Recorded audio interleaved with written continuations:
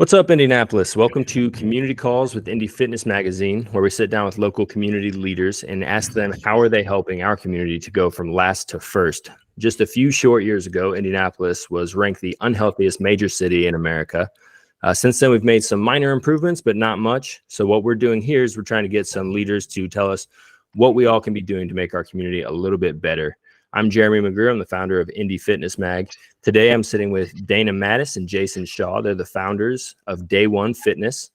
And we're going to ask them just what are they doing to improve our community. So guys, thank you for your time. Thank you for your gym. It's pretty cool that two behemoth of leaders got together to start a gym. So how's it going? Thanks for having us on. It's going well. Yeah, we've loved it so far. We're going on. We're almost at 2 years being open. We opened in the fall of 2001, so we're almost at 2 years, and we've loved it. We've enjoyed some great growth.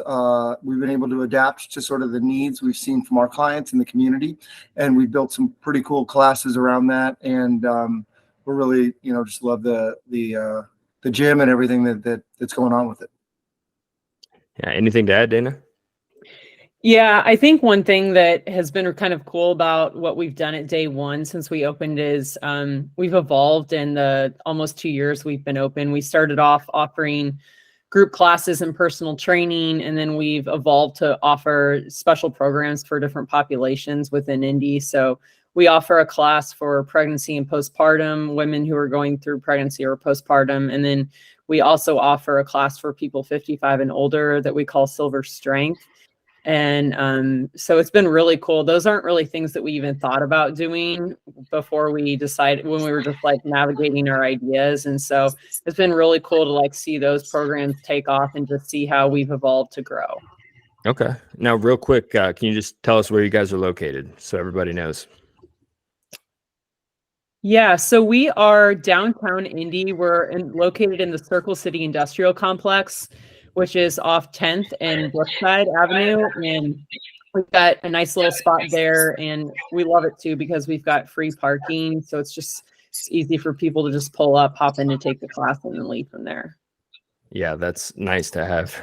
So it was, it was really interesting when you guys decided to get together. I've followed both of you for quite a while, and you guys were both previous to starting this gym doing big things in our industry. You were already leaders here.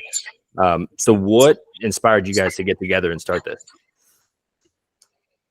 Yeah, so Dana and I actually met through Lululemon. We were both Lululemon ambassadors at the same time. And what was cool about that is we got to collaborate on a lot of things, both with Lululemon and then just through other sort of events around town. We partnered with the city, with the Chamber, Indy Sports Corp. And Dana and I had a lot of the same vision in terms of what we felt was important about fitness. And we would talk a lot about that. So as you mentioned, I was leading, and I still do lead, the November Project, which is a free workout community. I've almost led that for about 9 years now. And Dana, as she mentioned, she was at Shred 415. So we had sort of two different things, but we had a lot of the same general ideas of fitness. And that was basically, we love the group fitness mentality. We love the team aspect. We love the accountability. And we just sort of wanted to expand on that. We felt like we wanted to bring that downtown. Dana was up in Carmel. And as I said, my thing was free. So we kind of wanted to, build more structure around just building a group, building community, and using that to sort of help people reach their goals. Mm-hmm. And Dana, what would cause you to go from up north to downtown? That's, it's pretty far up there compared to where you're at. Yeah, I think for me, it was something like I was ready to start evolving in a different way as a trainer. And I've considered Indianapolis home. And so having lived here, like it was important for me to like have my work here as well. And so it made sense for Jason and I to partner together, because we do have a lot of the same values and how we see group fitness and helping people feel successful through movement. It naturally made a lot of sense for us to partner together. Awesome. So, I mean, you've been together for 2 years. It seems like things are going pretty well, but what are some challenges that you guys have had to overcome?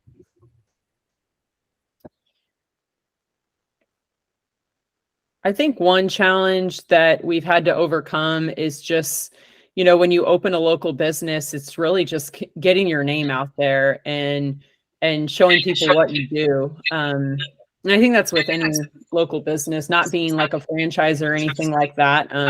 Starting from the ground up, something brand new. One other challenge I would consider that we had is just like creating an experience of what we wanted people to feel like. So when they take a group class, for me, from like a training and programming standpoint, is like, we're in this brand new space, and how do we use the space? What's the right number of people to cap our classes at? How do we want our classes to look? How do we want our classes to feel? Like, we were making those decisions and figuring things out from the very beginning. And so all like little, I think everything we've done, we've kind of looked at it like, okay, what can we learn from this? What went really well? What's something we can do to improve on?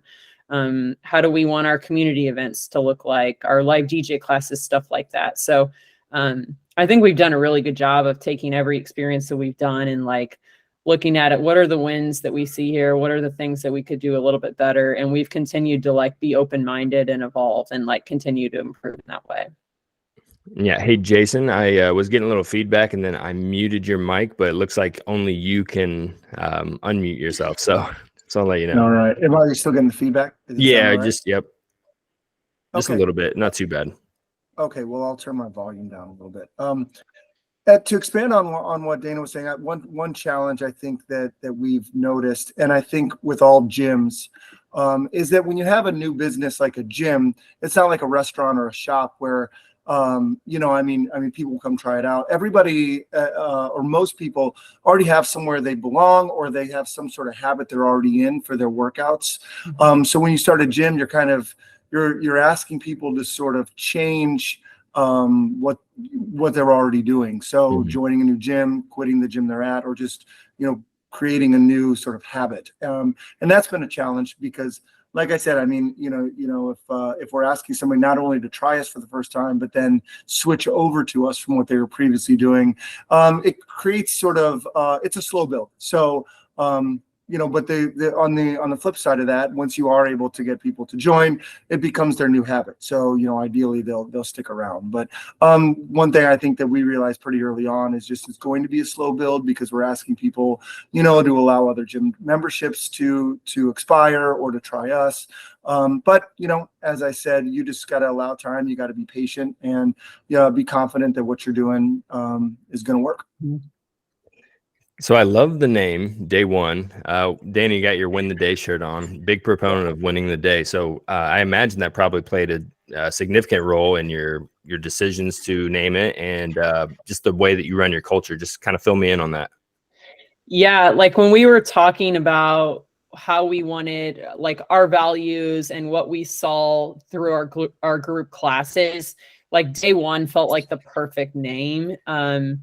And right when we came up with it, like we were both at Leviathan, when we came up with the name, and we were like really excited about it just because we were like, that's it. Like, that's the name. It's like to win the day means something different for everyone, but we want to encourage people. We want to celebrate people's successes in class rather than making it a competition, like against other people or a competition even amongst themselves. So we felt like the name Day One really summed up the vibe we were trying to leave at the end of our group classes, and it just felt right. Yeah. And so Jason, I know with November project, is it just show up? Yeah. So our motto is just show up. Yeah.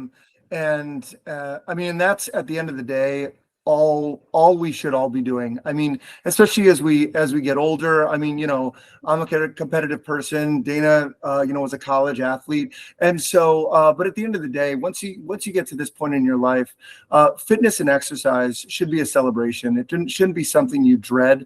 And you hear a lot of times people go, "Oh, got to get to the gym," and yeah, it can be a grind. But what we want to create is an environment where people feel excited to go. I mean, even if you show up and it's not your best day, it's better than if you didn't. And that's kind of the mentality that we try to enter the gym with every day is you're here. That's the first step. And, you're already winning. You showed up. I love that. So obviously if you take the leap and you start a gym, you start any kind of business in this arena, you're trying to make an impact on the community. How do you guys measure community impact just the way that day one is affecting the community around them, whether it be, hyper local or just throughout the city? How are you guys measuring that? Well, we've I would say referrals first and foremost. That's the best compliment you can get. I mean, any sort of service industry person will say that, but we've had great retention amongst our clients. So people who come to our class, I would say a fair majority of them, probably 80% or so, they'll join the gym and they'll at least buy a package, class pack, and they seem to love what we're doing. So that's been one thing that, nominally we can measure is, those referrals and things like that. And beyond that, just talking to our clients, especially people who are getting back into fitness or, recovering from an injury or something like that, just hearing them say, I'm feeling better than I felt in years. And I finally found somewhere where I feel comfortable. And I finally found somewhere that I feel like I belong. And it's hokey, but honestly, that's the best.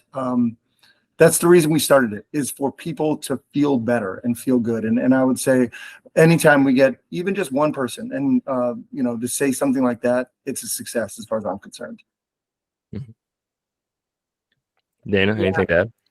I would totally agree. I think for me, it's noticing our retention, how positive our retention is, and just hearing those client testimonies is really awesome once they've been coming for a little bit, because we do involve a lot of mobility with our strength.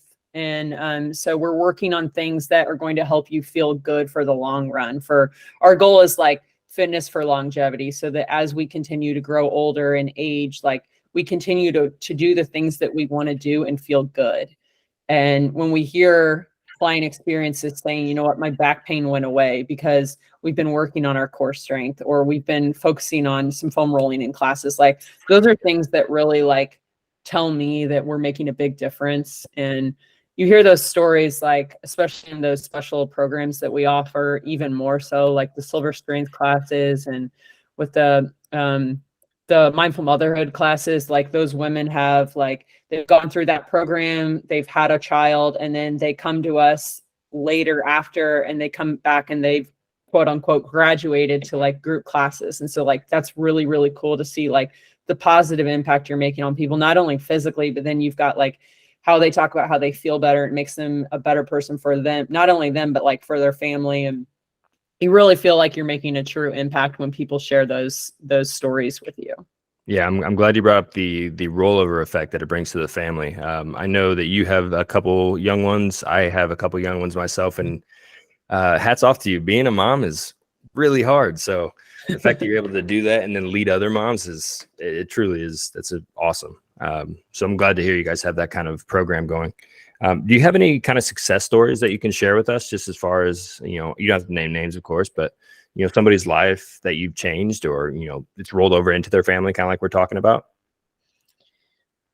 Yeah, I think what comes to mind for me is a lot of our Silver Strength clients. So my mom takes the Silver Strength program, and Jason's dad does it. Just to see, I mean, these are folks that are retired, and just to see like them develop some sort of like consistent routine. Like my mom's never really worked out in her life. She grew up in a time where people didn't, especially girls, didn't really play sports. Mm-hmm. So now like she's developed this routine. She would always have chronic back pain, and she helps me out with the boys. And so if like for her to be able to like pick them up off the floor, and she's like, my back does not hurt anymore, because we're focusing on things like everyday movements in the Silver Strength classes. And I mean, it just makes you feel so good that like people are sharing those things and they're starting to feel better because of the work we're putting in. Mm-hmm. Jason, how about you? Does anything stick out? Well, yeah, I mean, obviously Silver Strength, it hits close to home. We started it because we saw a need in our personal lives. My dad takes it. He's recovering from a stroke, and, basically he went through physical therapy, and, he had trouble getting up out of chairs and all that. And Now he lives downtown. He's walking a couple miles a day. He walks to the grocery and all that. And honestly, it's one of those things where it's creating that habit, creating that routine. As Dana was saying about her mom, my dad, a lot of the individuals in Silver Strength, they never had that routine. They never had that group. And, we've noticed that through doing this and through our other endeavors, everybody needs a team. And that's what makes this so important. So just being able to create that environment for, the older population, and it makes a huge impact. Like I said, they're able to function at levels they weren't able to before. And outside of that, we have a couple people, several actually, where this is the first gym that they've actually joined. A lot of them have tried other places and didn't feel comfortable. It just wasn't their jam. And we've had a lot of people come up to us and say, I came to try it, and like I've done other places, and I love it. This is the first gym I've joined, and I stuck with it. And at the end of the day, if you're creating a place where people feel comfortable, and especially if it's something that is helping improve their life, that's a success. That's awesome. That's great to hear. So what advice would you give to other, whether it be coaches, trainers, even other gym owners? What advice would you give them as far as making a bigger impact? I think the biggest piece of advice that I learned years ago, and it's always stuck with me, is like, people don't really care about what you know, but they care about how much you want to help people and how much you care about helping them. At the end of the day, like, it's really and truly how you make people feel. And rather than just coming in and just like, you can know everything in the world, but that doesn't necessarily matter. Like, it's how you're able to connect with people. It's how you're able to build relationships with people. And if you genuinely care about what you do, that's a great way to build relationships and build clients wanting to come back, because you're making an impact on them. Yeah, that's exactly what I was going to say. The people remember how you made them feel, and just remember that. And it's a blessing to be able to do this, and for people to trust you to do that. The advice I would give is just to be uplifting to everybody. I've noticed a change in the fitness culture and sort of fitness coaches. You have like what you'd see in movies where it's like, drop down and give me 20, like the military kind of boot camp style. And I just don't think that's going to create a sustainable sort of habit for people. In order to, especially if you're playing a sport or something like that, maybe a little more tough love. But if you're opening a gym, just create a positive environment, and a positive experience for everybody, because the results are going to come. And I would say that first and foremost, you want to make people feel good about themselves, not feel bad that they couldn't, finish a certain set or do a certain exercise.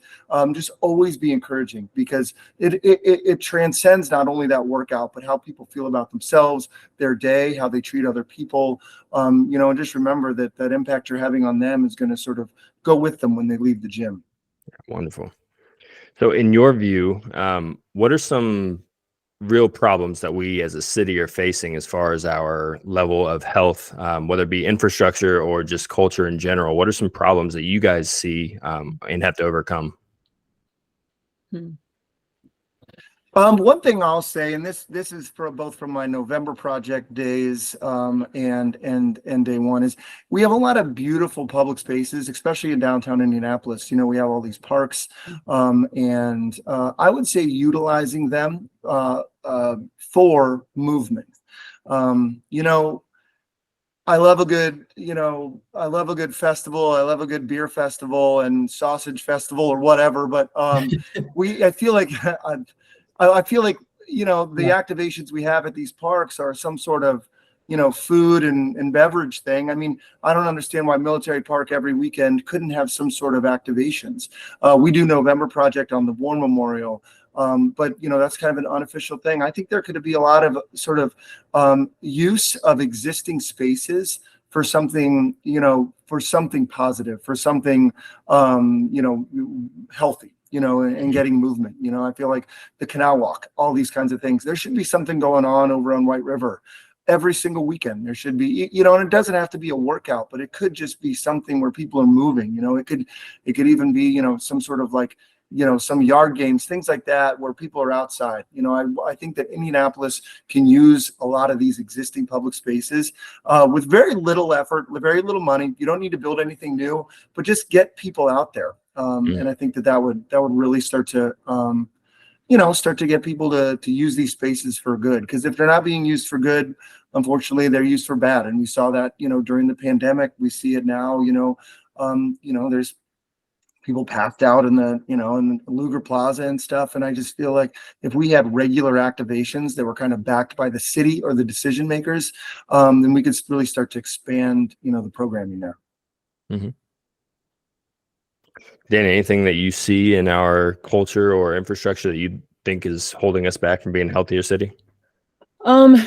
I think this might just be something we think about and talk about as a whole with our classes. Maybe it's just like a mindset of like, just the mindset that not everything needs to be, if you're going to move, not everything needs to be the hardest 100% all out effort. Like, it's very rare that we feel 100% at our best each day. You might feel that like 1 day a week or 2 days a week, depending on like how much you're sleeping or what your level of stress is or your energy or anything like that. So I think it's almost like this mindset shift of like, if and when I do show up, it's meeting myself where I'm at. It's how can I set myself up for success so that I do feel good and that I'm starting to build this small habit of coming back and doing it again, rather than this like mindset of like, I need to meet this certain criteria and setting expectations that are too high. And that's something we try to do in our classes at the gym, is like almost this expectation of like no expectations, like meet yourself where you're at, show up, do your best with where you're at each day, because where we're at each day is different.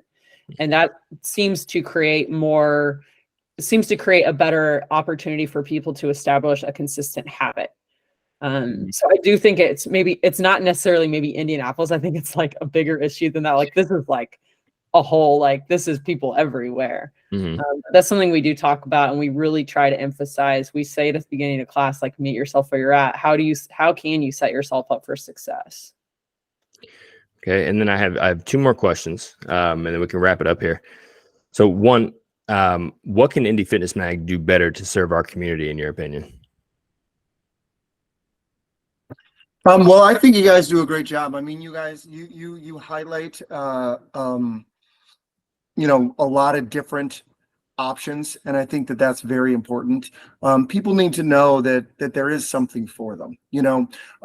People need to know that you may have tried a class somewhere, or you might have tried a type of workout and you didn't like it. That doesn't mean that there's nothing out there for you. And the fact that you guys make the highlight all these options. But I just love collaboration. I would love to be able to collaborate with all the gyms around town, with all the fitness organizations. I think that we need to come together as sort of an industry, and I know that there is a lot of collaboration, but I think there can always be more. I think that our competition is the couch. It's not other gyms. It's not other workouts. If somebody's working out and it's not with us, but they're getting their activity in, I love it. And we as owners and leaders of, fitness groups need to remember that, it's a success when people are working out, and our competition shouldn't be really seen as each other, but more, a sedentary lifestyle. There's plenty to go around. They say a rising tide lifts all ships. And I believe that wholeheartedly. So, as an organization, Indy Fitness Mag, to continue to bring, these owners and these fitness leaders together and promote collaboration, I think would be great. Okay. I was going to completely agree and use that same analogy, actually.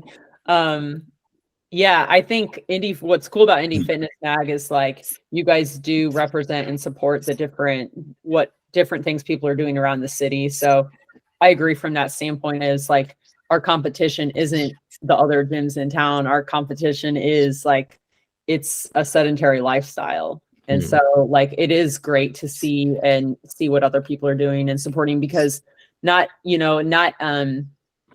what we do might not be for everyone, but you might surprise yourself if you become more, just highlighting the different continuing to highlight what the different gyms and what everyone else is doing is so that people can continue to find what works best for them. Okay. And finally, looking into the future, what is, or how can Indy Fitness Mag or somebody listening in the community, how can we support you and your mission? I think it would be great. I mean, one way I think would be a great way to support is to maybe have some of the members come and take a class, whether it's one of our live DJ classes or one of our group classes, or if anyone's interested in any of the special programs we offer. I think that's always a great way, because that way you can feel it, you can experience it for yourself, you can create your own opinions about it, and then you can share it with someone else after that. Or even maybe come and bring a friend is always a great way as well. Okay.